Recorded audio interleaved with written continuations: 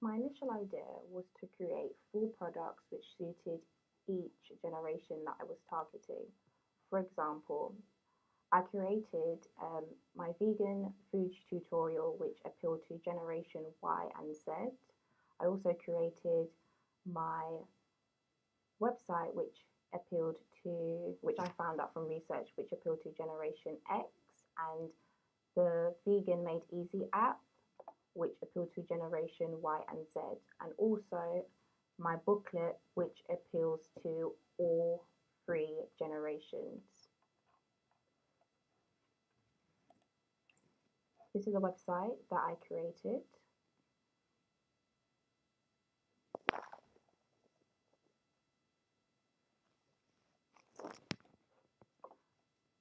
My initial idea did not change as I had key fundamental pieces which I was able to stick to over the course of the project.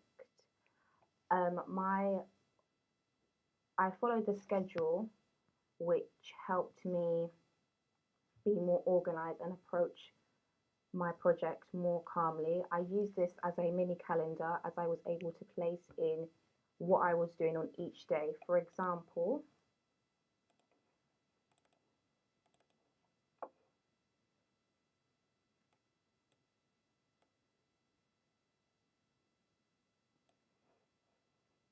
in this week, I had a blog post where I went to the cat cafe and I done an experimentation on 7 essential tips when shooting interviews.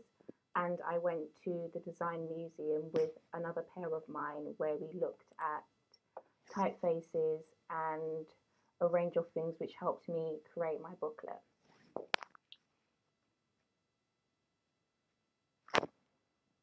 Um, at the beginning of the course, my lecturers did say that I did not need to produce a script as I was doing a food tutorial. However, towards the end, they said that I will need to just do a short, brief script outlining what is going along in each shot and how long it is. I found this quite hard to do as I have not done a documentary script before. However, I found it somewhat easy when doing it because I was just stating what was going along in each shot. So I briefly said what the shot is, I took a picture, and I explained the duration of the time. I did not have any dialogue as stated in my pitch. I just used the background music that which I curated on GarageBand.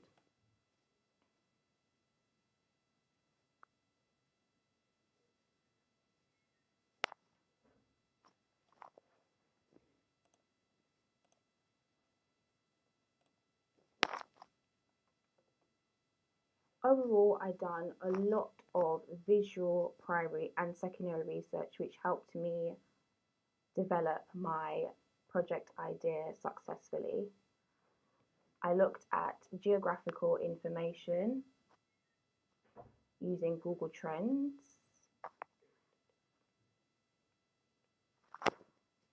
Um, and I found out due to veganism becoming more mainstream, a lot of supermarkets such as Tesco's and Pizza Express have launched vegan food options.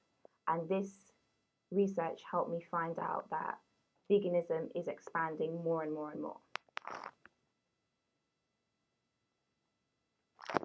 So for the visual research, I done a lot of research into typography because I am creating three products which need a wide range of typography which suits the product. So I found out that I will not be using serif fonts as on computers such as Macs and also on the phone it becomes fuzzy. So I decided to use slab serif and sans serif for all of the products that I have created. For primary research, I conducted a Vox Pop styled focus group. This allowed me to get a range of responses from different generations on how they feel about the vegan lifestyle and how they would like to approach the vegan lifestyle if they are interested in doing so. I asked them a range of questions such as do you like vegan food? Are you interested in vegan food? And one of the responses I got, which was from my lecturer Sonia, she said it looks healthier. And I got another response from another group that I interviewed, and they said that the food is disgusting. The main purpose of this focus group was to remove the misconceptions that vegan food is disgusting and is not appetizing to the naked eye.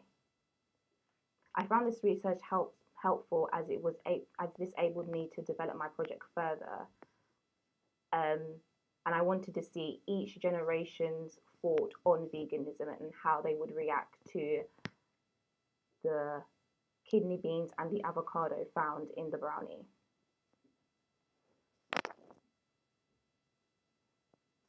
I kept a problem-solving log where I was able to outline all the potential problems and outline all the actual problems that I had throughout the project. I did have a lot of problems that were faced. I had a lot of problems when creating my booklet, as I did not know how to approach InDesign because I have not used that software before.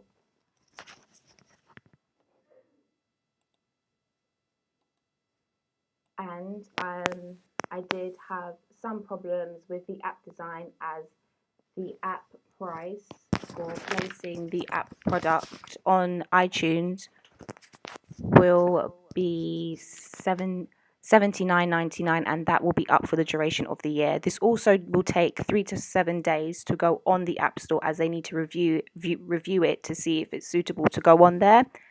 And as time was flying by, I did not have that time. So I asked the app developer that I was liaising with to have a meeting with me and come to my house and download it onto my phone.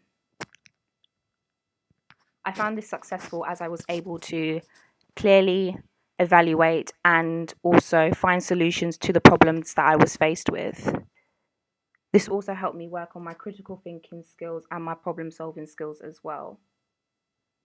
For planning and production, I created a budget, a make-believe budget, where I would hire a camera person, a lighting person, an editor, and a photographer. All of these roles were different, as I would need a photographer for 6 days, as I was throughout the project taking pictures of different foods for my booklet and for my app. I would only need the lighting and camera person for 1 day, as I was only shooting for 1 day.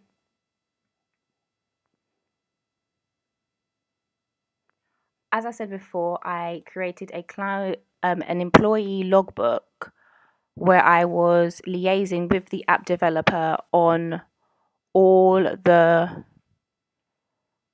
problems and all the obstacles that were faced with creating the app. I also done what needs to be done next. So from the conversations that I have logged, I done what we will need to do next. So for instance,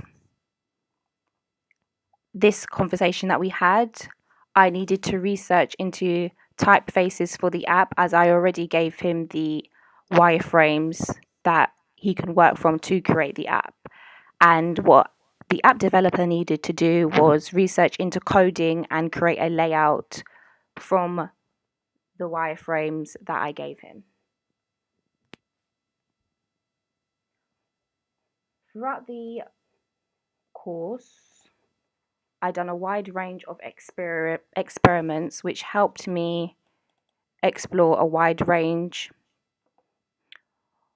of camera and lighting techniques which I could employ onto my own project. For instance, the depth of field experiment. This helped me explore manual focus, as I use this shot in my food tutorial as well. I found this effective, as it gave me an insight into how to use manual focus. As I said before, I would like to employ this in the food photography and my own food tutorial as well. I also done another experiment where I got to explore with camera settings. So I reduced the frame rate, which then led me on to do a slow motion shot, which was with pancakes, and I was just pouring maple syrup onto the pancake, and this made it slow down a lot more. The purpose of this was to make the food look sexy and seductive, just like a M&S food tutorial or food advert. I also kept a reflective journal which stated what I learned and how I could use this in my brand new learning. I found this effective and helpful as I got to outline any problems that I was faced with and place them in my problem solving log. Also log any critical incidents. I did have some critical incidents towards the ending of the project. For instance, I found out when in the pre-production stage, I decided to go to the graphic museum to do further research into typeface research, which helped me a lot when I was doing my booklet. Overall, I did have a lot of fun doing this project as I worked on a lot of skills which will help me gain a lot of insight into the field that I would like to go in, which is advertisement, marketing, or graphic design. And I used industry standard software, which helped me create 4 products, which I'm extremely proud about as well.